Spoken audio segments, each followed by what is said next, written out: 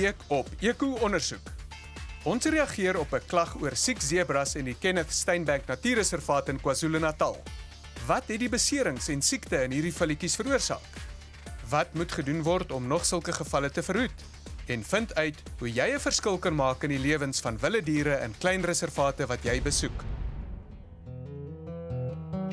Pastoor Warren Dick is al vir die afgelope 30 jaar 'n gereelde besoeker aan die Kenneth Steinbank Natuurreservaat en het 'n hele paar indrukwekkende foto's in daardie tyd geneem. I enjoy coming to the Kenneth Steinbank Nature Reserve because of the diverse insect life. I mean, there's over 150 different butterfly species in the reserve, as well as the unusual prey mantids, and I enjoy the spiders and the scorpions, and all the little things that the average Joe misses. Maar terwyl hy in die reservaat was om te stap en foto's te neem, het hy 'n paar dinge in verband met sommige van die zebras opgemerk wat hom gepla het. Sometime in June of 2013, I was on my usual hike around the reserve when a female zebra came running towards me and straight past me on her own mission. So I thought I'd follow her to see where she was running towards. Upon following her, I spotted her dead foal laying in the grass, which had been dead about a day or two. Later in Desember het Warren foto's van hierdie valletjie geneem wat perdfris en gesond gelyk het. Maar hy was geskok om te sien wat se transformasie dieselfde valletjie teen Maart 2014 ondergaan het. This year I was down towards the dam in the park when I noticed a female zebra walking through the grass, and about 20-30 meters behind her was her foal that was really trudging along looking sad and depressed. And on closer inspection, the foal was missing its mane, the coat wasn't shiny, and you could see it was badly tick infested, as well as thin and emaciated. And it really made me feel sad and upset about the poor thing. Maar wat het die dood en vinnige agteruitgang in gesondheid van hierdie twee valletjies veroorsaak? En is ander zebra-valletjies op die reservaat ook in gevaar om slagoffers te word? Die Kenneth Steinbank Natuurreservaat is net so 15 km van Durban se stadskern af. Koning Shaka het op 'n stadium 'n beeskraal hier gehad en blykbaar het van sy verspieders 'n reuse ou vyeboom op een van hierdie heuwels gebruik as 'n uitkykpos om die Durban se hawe dop te hou. Later in die 1800s het die Steinbank familie hierso met koffie en beeste geboer. Kenneth Steinbank het baie moeite gedoen om die inheemse plante en diere te beskerm en sy groot begeerte was dat al hierdie rykdom ook vir die toekomstige geslagte behoue moet bly. Daarom het hy besluit om hierdie grond alles as 'n bewaringsarea aan die mense van Suid-Afrika persent te gee. In 1963 het sy droom uiteindelik 'n werklikheid geword toe die Kenneth Steinbank Natuurreservaat amptelik sy hekke vir die publiek oopgemaak het. Die reservaat is 253 hektaar groot en om klein reservate soos die se sake te behartig, kan ingewikkelder wees as om een groot reservaat te bestuur en vereis dikwels gereelde ingryping deur die mens. Die natuurreservaat word beskerm en bestuur deur Izimvelo KZN, die natuurbewaringsowerheid van die KwaZulu-Natalse provinsie. We've heard from some members of the public that there are a sick zebra in this reserve. Do you have a response to that? We are aware of that there has been over the past 2 years, which is 2012 and 2013, there's been incidents where we have lost zebras that have been sick. So we are working on that because once that happens, we need to then embark on an investigation on what exactly is going on. And then last year there was also a dead foal found on the reserve. Yes, we are aware. The member of the public that spotted that fowl did report it to the officials that were on the ground. The staff at the time, they simply buried those remains at that spot where it was discovered. So we could not really ascertain what the cause has been for that particular one. Oor die afgelope maande het die reservaatbestuur 'n aantal siek zebras na 'n plaaslike rehabilitasiefasiliteit met die naam Crow geneem, waar siek en beseerde inheemse diere behandel word. Ons het by Paul gaan aanklop om vir ons meer oor die sentrum te vertel. Crow is the Centre for Rehabilitation of Wildlife. We were founded over 34 years ago by local conservationist Zelda Millet, who literally started Crow in her back garden. Crow is dedicated to the rescue, rehabilitation and release of all indigenous wildlife in KwaZulu-Natal. We are run by a small but highly dedicated team of staff and volunteers who assist over 3,000 orphaned, injured and displaced wild animals every year. In a nutshell, Crow represents a second chance for a safe, free and sustainable life for animals in distress. Op 20 Februarie 2014 is hierdie hingsvilletjie van die Kenneth Steinbink Natuurreservaat na Crow vir behandeling geneem. Dr. Max Taylor van die North-Dene Dierekliniek het gehelp om 'n bietjie lig te werp op die moontlike oorsaak van die villetjie se beserings en siekte. There was a distinct lack of milk. I did see the mare and had virtually no udder whatsoever. And of course it became totally emaciated. And like any zebra that is in a poor condition, it attracts ectoparasites.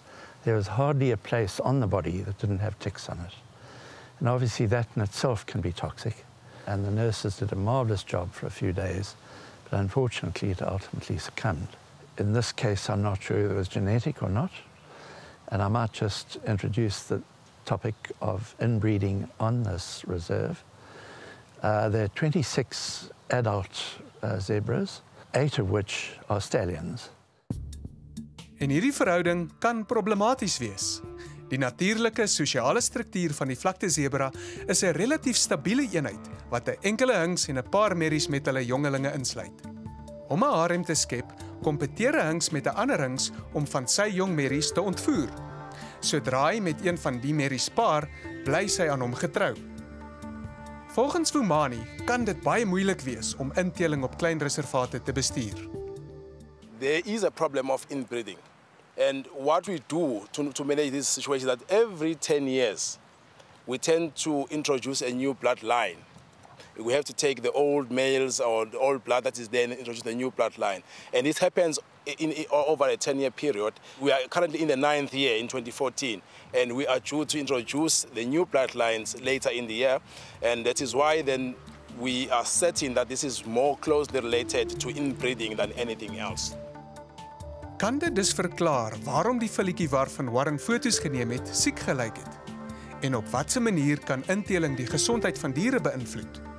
Firstly, it's a management-induced problem. Constitutionally, inbred animals are not anywhere near as strong as normally bred animals in a normal herd. We get all sorts of genetic changes anatomically, but I think in this case it's probably the constitutional reduced situation. Op die 21ste Maart is hierdie merrievul van die reservaat na Crow gebring om behandeling vir haar beseerde been te kry. Villetjies kan soms deur zebra hingste beseer word wanneer die hingste wedywer om met die merries te paar.